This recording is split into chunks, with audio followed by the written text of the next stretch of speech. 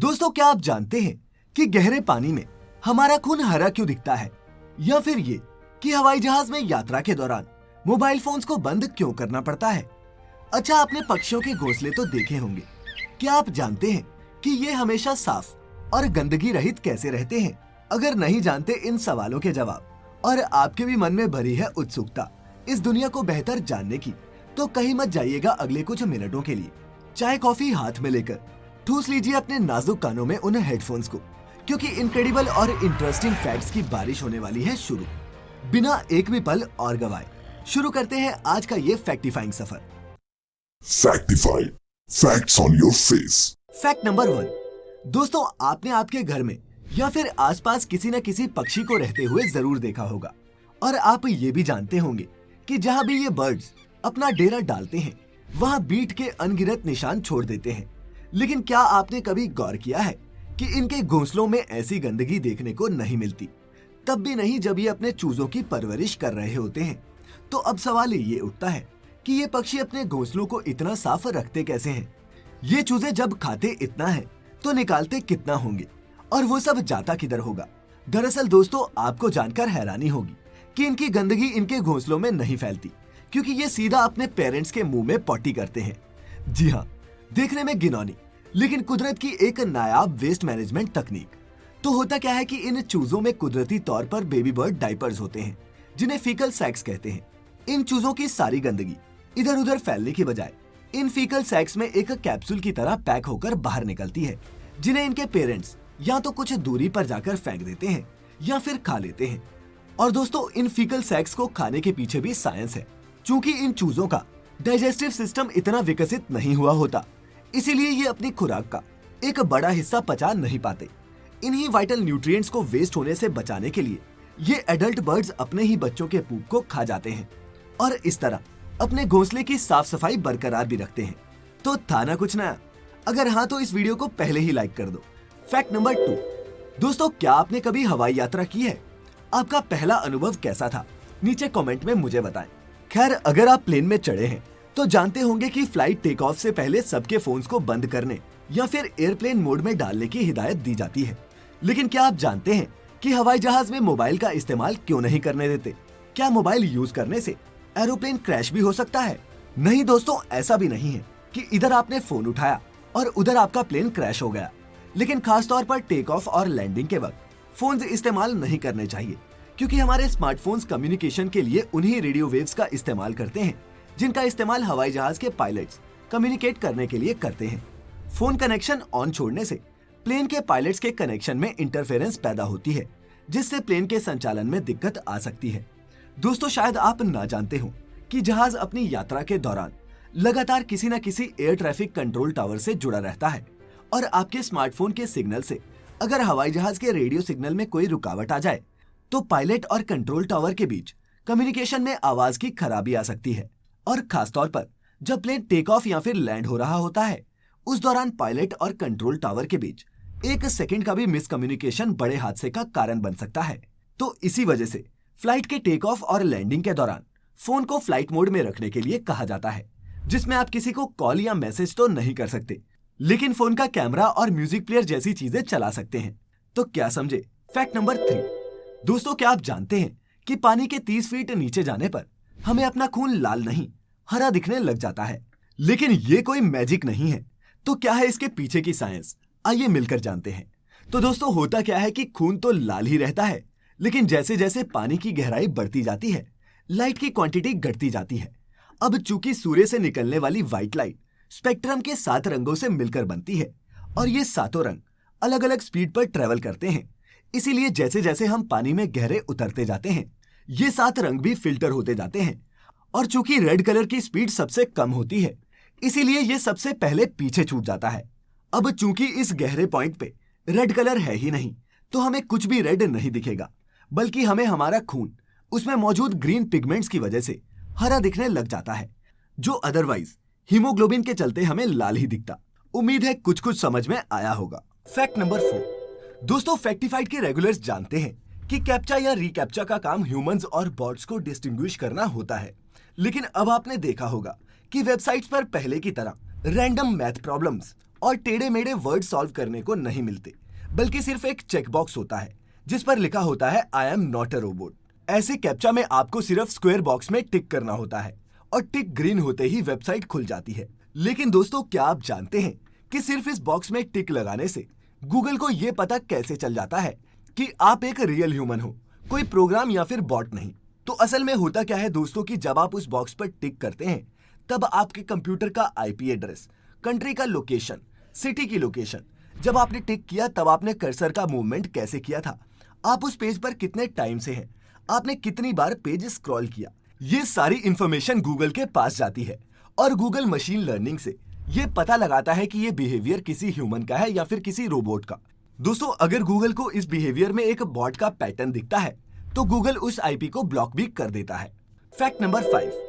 दोस्तों, क्या आप बिना देखे हमारे देश भारत की उन धरोहरों के नाम बता सकते हैं जिन्हें जगह मिली है हमारे नए इंडियन करेंसी नोट्स पर? एक दो जगह शायद आप सही बता भी दें, लेकिन आज इस फैक्ट में संक्षेप में जानेंगे इन सभी जगहों के बारे में। और सबसे पहले शुरू करते हैं 10 रुपए के नोट से, जिस पर बना होता है कोणार्क का ऐतिहासिक सूर्य मंदिर। सूर्य देवता को समर्पित एक रथ के आकार में बना ये भव्य मंदिर कभी 200 फीट से भी ज्यादा ऊंचा हुआ करता था। इस मंदिर का निर्माण सन 1250 में हुआ था और ये उड़ीसा की राजधानी भुवनेश्वर से लगभग 65 किलोमीटर दूर है और अपनी हिस्ट्री के चलते एक यूनेस्को वर्ल्ड हेरिटेज साइट है। खैर, 20 रुपए के नोट पर है औरंगाबाद महाराष्ट्र में स्थित एलोरा केव्स, हिंदुस्तानी शिल्प कला की अद्भुत मिसाल। 6ठी और 9वीं सदी में बनवाई गई ये गुफाएं आज की मॉडर्न इंजीनियरिंग से बनवाना भी इम्पॉसिबल सा लगता है। यहाँ कुल मिला के 34 गुफाएं हैं, जिनमें से 17 हिंदू धर्म को, 12 बौद्ध धर्म को और 5 जैन धर्म को समर्पित है। दोस्तों, यहाँ famous single rock cut Ellora temple भी है, जो इतना अद्भुत है कि कुछ तो इसे एलियन टेक्नोलॉजी से बना हुआ भी बोलते हैं। खैर, ये भी एक यूनेस्को वर्ल्ड हेरिटेज साइट है। और दोस्तों, 50 रुपए के नोट के पीछे देखेंगे तो हम्पी का चित्र पाएंगे। हम्पी दोस्तों कर्नाटका के होसपेट शहर के करीब एक जगह है जो 14वीं सदी में विजयनगर रियासत की राजधानी हुआ करती थी। अपनी विरासत के चलते 16 वर्ग मील के इलाके में फैला हम्पी कई महलों, मंदिरों, पंडालों और ना जाने किन किन इमारतों के खंडरों से ढकी हुई एक वर्ल्ड हेरिटेज साइट है, जो हमें इंडियन किंगडम्स के गोल्डन एज की एक झलक दिखाती है। दोस्तों, आपको शायद यकीन ना हो, लेकिन आज खंडरों में तब्दील हो चुका ये शहर 15वीं सदी में दुनिया का दूसरा सबसे बड़ा शहर था और मुमकिन है कि सबसे अमीर भी। खैर, बाकी के 4 नोटों पर खुद गौर करें और अगर चाहते हैं कि मैं ही एक्सप्लेन करूं तो कमेंट में बता देना। अगले एपिसोड में बाकी के लेकर भी हाजिर हो जाऊंगा। Fact number 6। दोस्तों, इस ड्रेस पर एक नजर डालिए। अब आप कहेंगे इसमें क्या खास है, लेकिन अगर मैं कहूं कि देखने में आम सी दिखने वाली ये ड्रेस दुनिया में अपनी तरह की अनूठी ड्रेस है, क्योंकि ये बनी है बेशकीमती गोल्डन स्पाइडर सिल्क से, जिसे बीव करने का तरीका इंसान अब भुला चुका है। आपको बता दूं दोस्तों कि अफ्रीका में इन गोल्डन स्पाइडर्स को पकड़ना और उनसे सिल्क एक्सट्रैक्ट करना एक बेहद मुश्किल प्रोसेस है। और आपको ये जानकर शायद हैरानी हो कि सिर्फ 4 मीटर लंबी इस ड्रेस के लिए 10 लाख गोल्डन सिल्क स्पाइडर से सिल्क निकाला गया था, जिसके लिए वर्कर्स हर दिन सबसे पहले हजारों गोल्डन ऑब्स ढूंढते और पकड़ते थे, फिर उनसे सिल्क निकालकर उन्हें वापस उनके हैबिटेट में छोड़ते भी थे, ताकि वो फिर से उनके लिए सिल्क तैयार कर सके। दोस्तों, ये ड्रेस इतनी अनोखी है कि इस फैब्रिक की आखिरी ड्रेस 19वीं सदी में बनाई गई थी और आज इस मटेरियल का दुनिया में कोई भी दूसरा सैंपल है ही नहीं। जी हाँ, ये इतनी रेयर है। Fact number 7। दोस्तों, क्या आप जानते हैं कि बॉलीवुड स्टार मल्लिका शेरावत को एक बार रॉल्स रॉयस कंपनी ने अपनी कार बेचने से मना क्यों कर दिया था? अगर नहीं जानते तो बता दूं कि रॉल्स रॉयस सिर्फ एक कार नहीं है, एक स्टेटमेंट है। और अगर आप ये सोचते हैं कि एक रॉल्स रॉयस कार को खरीदने के लिए सिर्फ आपके पास पैसे होने चाहिए, तो बता दूं कि आप गलत हैं।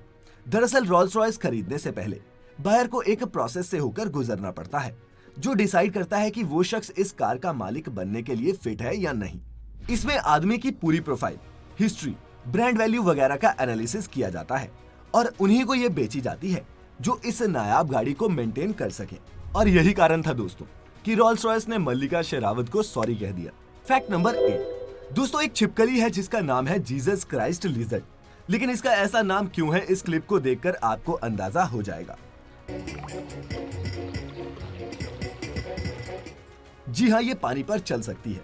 मतवाली सी चाल वाली इस लिजर्ड को बेसिलिस्क भी कहते हैं। अपने पैरों को साइकिल के पेडल की तरह और अपनी पूंछ को काउंटरवेट की तरह इस्तेमाल करके ये बेसिलिस्क किसी मैजिशियन की तरह पानी के सरफेस पर भी आसानी से चल लेती है। खैर, इस लिजर्ड को पहली बार देखकर जरूर किसी जूलॉजिस्ट के मुंह से जीसस क्राइस्ट निकला होगा जो इसे ये नाम मिला। Fact number 9। दोस्तों, क्या आप भी उन कुछ लोगों में से हैं जो कुछ मीटर भागने पर ही बुरी तरह हांफने लगते हैं? ऐसे में आज मैं आपको कहानी बताऊंगा 70 साल की एक जिंदादिल महिला की, जिसने 7 दिनों में 7 महाद्वीपों पर 7 अलग अलग मैराथन्स में हिस्सा लिया। सुनने में अविश्वसनीय, मिजूरी अमेरिका की वृद्ध लेकिन फिट महिला चाओ स्मिथ का, जो अपनी जिंदगी में 70 से भी ज्यादा मैराथन्स में भाग चुकी हैं। लेकिन जब ये सब भी उनके लिए काफी न था तो उन्होंने ठानी इस 7 डेज 7 कॉन्टिनेंट 7 मैराथन चैलेंज को पूरा करने की। उम्र की बिल्कुल भी परवाह ना करते हुए चाओ ने जनवरी 2017 में लगातार 7 दिन Perth, Singapore, Cairo, Amsterdam, New York, Chile और अंटार्कटिका माने के सातों कॉन्टिनेंट्स पर मैराथन में भागकर ये साबित कर दिया कि age is just a number. आपकी तो अभी उम्र ही क्या है। और अब वक्त हो चला है दोस्तों आज के आपके अपने योर ओन फैक्ट का, जो आज हमें भेजा है अक्षय चिक्ते जी ने। अक्षय लिखते हैं कि एक आदमी ने अपने इलाके में मेडिकल एम्बुलेंस की कमी के चलते अपनी मोटर बाइक को ही एम्बुलेंस में कन्वर्ट कर दिया और कई लोगों को हॉस्पिटल फ्री में पहुंचाकर उनकी जान बचाई। जी हाँ दोस्तों, ये सच्ची कहानी है जलपाईगुड़ी के चाय के बागानों में सिर्फ 5,000 रुपए की मामूली तनख्वाह पर काम करने वाले करीमुल हक की। 50 साल का करीमुल इस इलाके में एम्बुलेंस दादा के नाम से मशहूर है और इन्होंने बीड़ा उठाया है बीमार और जरूरतमंदों को नजदीक के अस्पताल पहुंचाने का। किसी समय में इसी जर्जर व्यवस्था के चलते अपनी मां को खोने वाला करीमुल अपनी मोटरसाइकिल पर अब तक 5,000 से भी ज्यादा लोगों को हॉस्पिटल पहुंचा चुका है। और दोस्तों, आपको जानकर खुशी होगी कि समाज में अपने इस योगदान के लिए सरकार ने इन्हें 2017 में पद्मश्री से भी सम्मानित किया। तो देखा आपने दोस्तों कि एक आम सा आदमी और उसकी आम सी बाइक अकेले क्या क्या कर सकते हैं। आपके पास तो शायद इससे बेहतर मौका हो समाज को कुछ वापस देने का। इसी मैसेज के साथ खत्म करते हैं आज का ये सफर। फैक्ट से कुछ भी सीखा हो तो दोस्तों के साथ भी शेयर कर देना।